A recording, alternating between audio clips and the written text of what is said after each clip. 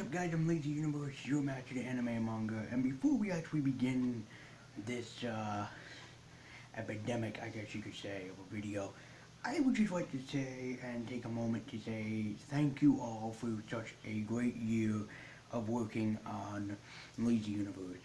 Of course, these videos are just me getting in front of my cell phone camera and talking to you guys about whatever it is subject that I want to talk about. Thank you so much for making this year so far a great one to do. We have over 8 hours watched on this channel, which I think is tremendous. We are up 15 subs and what I grow in some point. But this would not be possible without you guys, so thank you so much. Be sure to share this around your friends and maybe try to get your friends interested. Share me through Twitter, through Facebook, through whatever you would like to. But I just want to say just one more time, thank you so much. And on to today's subject. Have you ever witnessed or seen something that was just too bizarre that you believe to be real? Well, this comes into a form of something that is cute and adorable, but can still kill you. Don't look at me like that. That is, of course, what I'm talking about is PowerPuff Girls Z. Based upon the Cartoon Network famous series from I think like the 90s to the early 2000s, the Powerpuff Girls was created by Cartoon Network, and they were probably one of the highest grossing kids cartoon at the time. I mean, hell, it was a pretty damn good series about 3 little girls who go around and fight crime. They were created by Professor Utonium, and of course, if you've ever seen that catchy intro, you would know it was sugar, spice, and everything else, perfect ingredient to make the perfect little girls. But Professor Utonium accidentally included one accidental ingredient, chemical X, and that created the Powerpuff Girls. But you would think for a series from the 90s, which obviously has a lot of cliches here and there, what a superhero kind of cliches, really.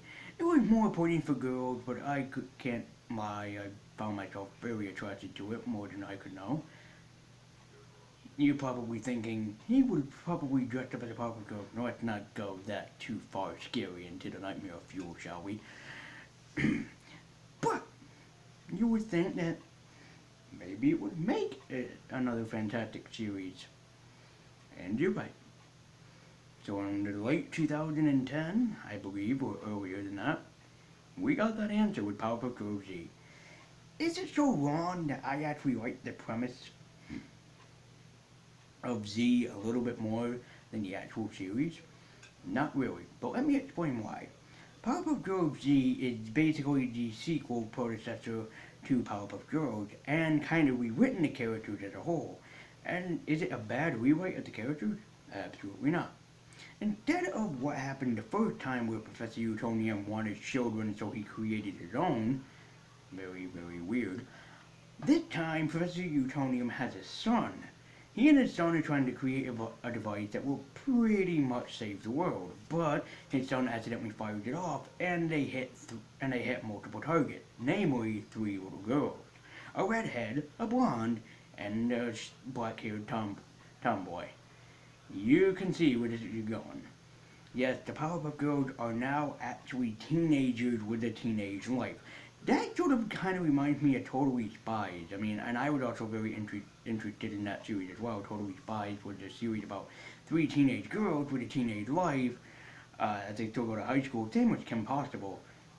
Am I seeing some kind of weird strand of thing here? Probably not. But anyways, these 3 little girls are the Powerpuff Girls. And what I like about this is that they give them their actual secret identities instead of the villains know who we are. The villains can always find us and possibly kill us. So it's probably best if it stays like this. All the classic villains have gotten a rewrite. Mojo Jojo, Sedusa, and my favorite of the group, the Green Gang, the Amoeba Boys.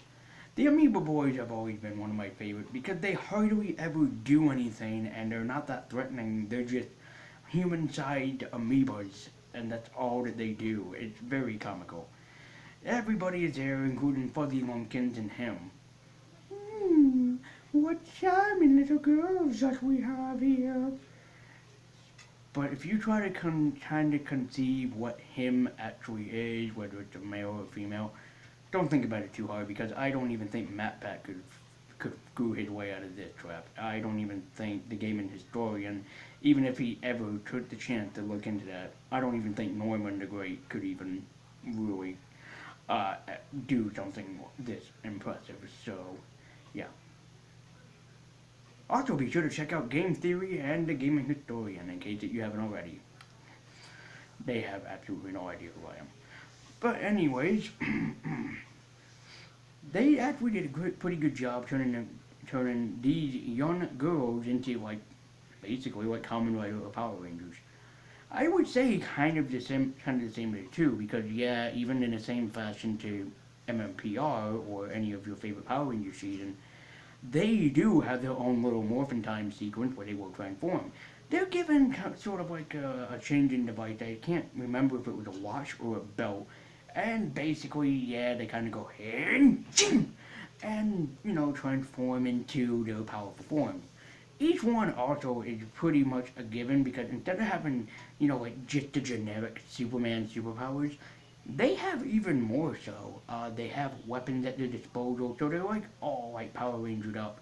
Or if you want to go there, and I could, as well, it's also a little bit Sailor Moon-esque. You know how some of the Sailor Scouts will have their own different unique weapons and whatnot, and sometimes superpowers, I guess you could call them. They do too.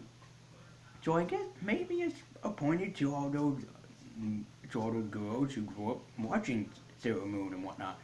If you're a fan of Power Rangers, the old Powerpuff Girls, and if you're a fan of Sailor Moon, I highly recommend checking out Powerpuff Girls Z. Is it bad? No. Is it terrible? Far from it. But it's worth the watch. And in the meantime, and in the meanwhile, always remember that what is cute can always destroy you. Of course, but how? I just committed mouse abuse. They are never gonna let me inside of Walmart ever again. I'm sorry, Meryl. I'm very sorry. I'm very sorry. It's okay. If you want to look into a more well-depth video, I highly recommend, and I will put it in the annotation at the end of this video, I highly recommend checking out Connor the Waffle's video about the Powerpuff Girls Z and anime. He goes into well-specified details about it. He does all his research. He looks into everything. It's a 10-minute video. This is probably, I don't know how long by this point. But you should go and, I recommend that you should go and check out Connor the Waffle, and I will link his channel and the video at the end of this here. So you go and check out Connor the Waffle. He has no idea who I am, but you can just go over there. Even if you tell him that I sent you, just go ahead.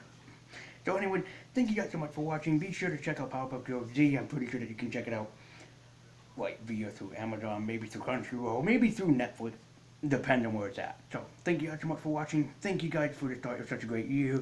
You guys are all awesome. Hashtag I didn't abuse the mouse. And I will see you guys next time.